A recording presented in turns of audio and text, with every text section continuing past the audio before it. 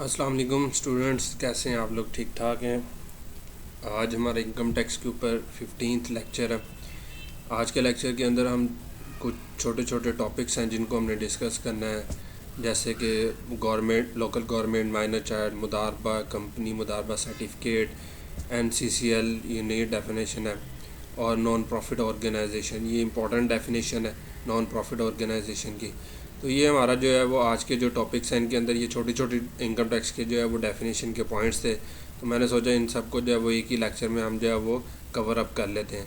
तो आज के लेक्चर के अंदर ये सारे छोटे छोटे पॉइंट हम जो है वो डिस्कस करेंगे।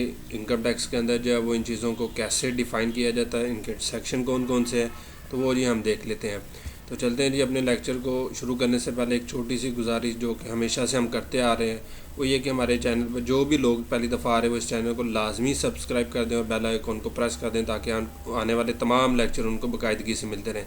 और साथ ही साथ दोस्तों से शेयर भी करें, स्टूडेंट्स के साथ, क्लासमेट्स के साथ शेयर करें, ताकि जो है वो हमारी इस कोशिश का जो है वो हमें जो है वो रिवॉर्ड मिल सके। हमारा रिवॉर्ड यही है कि जितने ज़्यादा स्टूडेंट्स का जो है वो फ़ायदा हो सके। तो जी लेक्चर शुरू करते हैं। आज के लेक्चर में हमारा जो पहला पॉइंट जो हमने डिस्कस करना है वो है जी, फर्स्ट पॉइंट हमारा है लोकल गवर्नमेंट का। Local government section 2 sub section 31A। इसके अंदर वो ये कहता है, अच्छा ये डेफिनेशन 2001 में इसको जो है वो इंट्रोड्यूस करवाया गया था इनकम टैक्स ऑर्डिनेंस के अंदर। Local government shall have the same meaning as defined in the Punjab local government ordinance 2001 and the Sindh local government ordinance 2001 and the WFP जो है वो local government ordinance 2001 and the Balochistan local government ordinance 2001। ये 2001 के अंदर जो है वो परवेज़ मुशर्रफ ने लोकल गवर्नमेंट जो है वो का आगाज़ किया था, जिसके अंदर ये नाज़म सिस्टम जो है वो उसने इंट्रोड्यूस करवाया था। तो ये बेसिकली उस वक्त इसको जो है वो डिफ़ाइन किया गया था उन ऑर्डिनेंस के अंदर। तो टैक्स वाले ये कहते हैं कि उस ऑर्डिनेंस के अंदर जैसे इनको डिफ़ाइन किया गया वैसे ही मीनिंग यहाँ पर लोकल गवर्नमेंट का जो है वो हम जो है वो टैक्स के अंदर भी इसको जो है वो शामिल करेंगे। ठीक होगी बात ये। माइनर चाइल्ड से मुराद है कि ऐसा बंदा जिसकी एज 18 ईयर से कम है, तो वो जो है वो हर वो शख्स जो कि अंडर द एज ऑफ 18 जो है वो है बंदा और वो टैक्स पेयर है, तो वो आपका माइनर चाइल्ड जो है वो टैक्स पेयर होगा। Minor child means section 2 sub section 33। Minor child means an individual who is under the age of 18 years at the end of tax year के एंड पर जो है वो जिस बंदे की भी जो है वो एज जो है वो अंडर 18 होगी, तो वो आपका माइनर चाइल्ड होगा। सेम वही जो लॉ के अंदर जो है वो जैसे इसको डिफ़ाइन किया गया है। उसके बाद नेक्स्ट पॉइंट है मुदारबा सेक्शन 2 सब सेक्शन 34। मुदारबा मीन्स अ मुदारबा एज डिफाइंड इन द मुदारबा कंपनीज एंड मुदारबा फ्लोटेशन एंड कंट्रोल ऑर्डिनेंस 1980। तो मुदारबा बेसिकली बिल्कुल उसी मीनिंग में है जहाँ पर जैसे मीनिंग जो है वो 1980 की जो डेफिनेशन है, इसका जो ऑर्डिनेंस है उसके अंदर जो इसकी डेफिनेशन मौजूद है, वे someone invest his capital and the other person invest his skills, और बहुत इन्वेस्ट कैपिटल एंड स्किल्स। तो ये आपका जो है वो मुदारबा जो है वो ऑर्गेनाइजेशन होती है। मुदारबा जो है वो क्लियर होगी बात ये। तो मुदारबा सर्टिफिकेट सेक्शन 2 सब सेक्शन 35 के अंदर वो ये कहता है कि मुदारबा सर्टिफिकेट मीन्स अ मुदारबा certificate as defined in the मुदारबा कंपनीज एंड मुदारबा फ्लोटेशन एंड कंट्रोल ऑर्डिनेंस 1980। तो जैसे कंपनीज शेयर इशू करती हैं, तो इसी तरह मुदारबा जो कंपनी है वो बेसिकली अपने सर्टिफिकेट इशू करेगी, तो उस सर्टिफिकेट को जब वो मुदारबा सर्टिफिकेट का नाम दिया जाएगा। जो उन्होंने कैपिटल जनरेट करना है, तो कैपिटल जनरेट करने के लिए मुदारबा कंपनीज जितने भी अपने सर्टिफिकेट इशू करेगी वो उसके जो है वो मुदारबा सर्टिफिकेट्स कहलाएंगे। क्लियर होगी बात। ये छोटे छोटे पॉइंट्स थे। तो नेक्स्ट आ जाए जी। नेक्स्ट हमारा जो डेफिनेशन है वो है NCCL। अच्छा, ये NCCL जो है वो न्यू टर्म थी जो कि इंट्रोड्यूस करवाई गई थी फाइनेंस एक्ट 2017 के through. NCCL means national clearing company, या इसको कह लें national clearing company of Pakistan limited, which is a company incorporated under the companies ordinance 1984 and license as clearing house. तो ये बेसिकली ऐसी कंपनी जिसके पास क्लियरिंग हाउस का जो है वो लाइसेंस होगा। ठीक है, इसको मैं एक्सप्लेन करता हूँ कि ये क्या। By the securities exchange commission of Pakistan और any subsidiary of NCCPL notified by the board for the purpose of this class. वो ये कहता है कि कोई भी ऐसी कंपनी जो कि अंडर कंपनी ऑर्डिनेंस 1984 जो है वो फॉर्म की जाएगी, जिसके पास क्लियरिंग हाउस का जो है वो लाइसेंस होगा और वो securities and exchange commission of Pakistan के पास रजिस्टर्ड होगी एज अ क्लियरिंग हाउस। अच्छा, ये क्लियरिंग हाउस क्या होता है? आप लोगों को पता है कि आप जो है वो बैंक के थ्रू ट्रांजेक्शन्स करते हैं। अब फॉर एग्जांपल अगर मेरा एमसीबी में अकाउंट है तो मैं जाके जो है वो यूबीएल की एटीएम से जो है वो कैश विड्रॉ कर लेता हूँ। तो अब यूबीएल के पास तो मेरा अकाउंट नहीं है, लेकिन मैंने विड्रॉ तो वहाँ पे कर लिया। तो इसका मतलब कि एमसीबी से में मेरा पैसा था, यूबीएल से मैंने निकाला, अब यूबीएल वालों ने एमसीबी से लेना है। ठीक है, तो ये जो बैंक्स हैं ये आपस में क्लियरिंग जो है वो डायरेक्ट नहीं करेंगे, वो एक क्लियरिंग कंपनी होती है। वो सारी कंपनी मतलब ये जितने भी बैंक्स हैं वो सारे के सारे जो है वो उस कंपनी के पास जो है वो at the year and quarter and या मतलब सेमी एनुअली किसी भी स्टेज पर वो अपने जो है वो अकाउंट सबमिट करवाते हैं और वहाँ पर जो है वो इसको क्लियर कर लिया जाता है। तो वो कंपनी जो है वो बेसिकली प्योरली जो है वो क्या है कि डिफरेंट जो अकाउंट्स होते हैं उस वहाँ पर जो है वो उनकी क्लियरेंस का काम करती है, क्लियरिंग एजेंट के तौर पे काम करती है।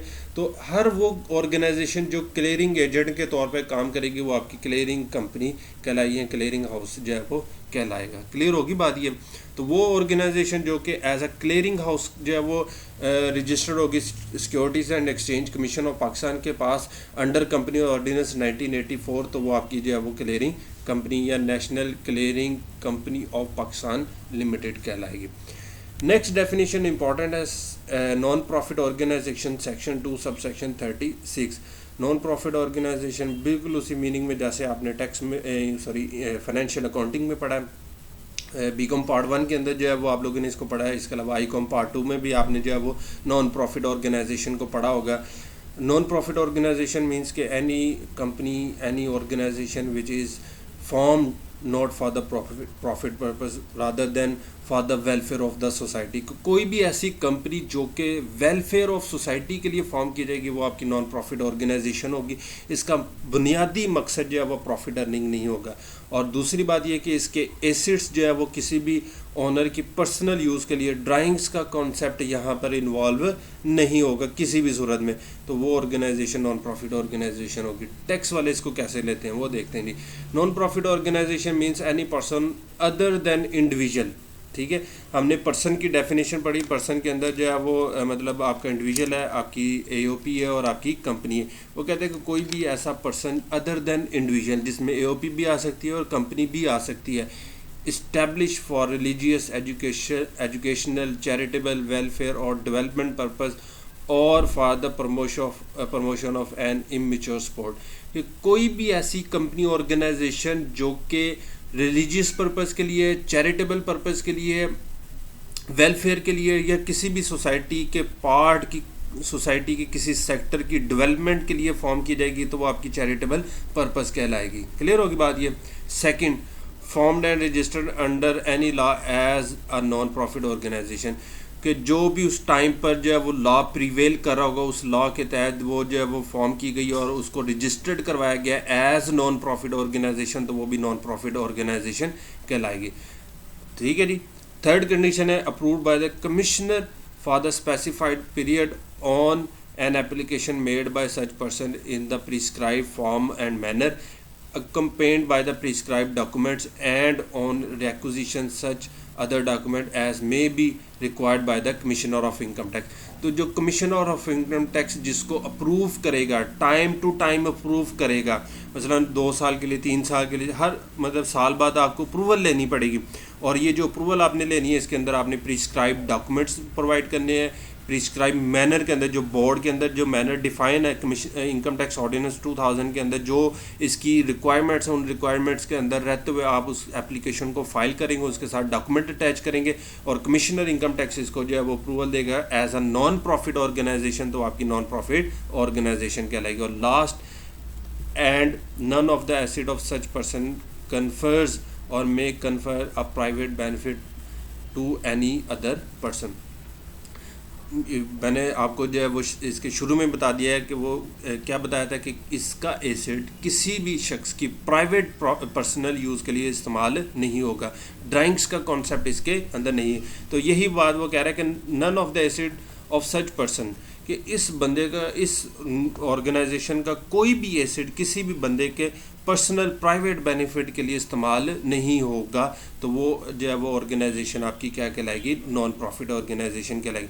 तो नॉन प्रॉफिट ऑर्गेनाइजेशन के अंदर 4 पॉइंट्स है। पहला कि वो रिलीजियस, चैरिटेबल, एजुकेशनल या वेलफेयर पर्पज़ के लिए होगी, ठीक है, और वो रजिस्टर्ड होगी under as a non profit organisation.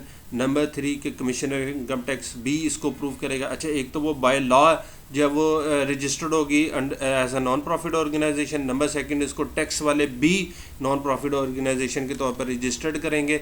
और नंबर लास्ट 4th पॉइंट ये कि उसका एसेट जो है वो किसी भी एक मेंबर या सारे मेंबर्स के प्राइवेट पर्पज़ के लिए या पर्सनल पर्पज़ के लिए यूटिलाइज नहीं हो सकेगा, तो वो ऑर्गेनाइजेशन आपकी नॉन प्रॉफिट ऑर्गेनाइजेशन कहलाएगी।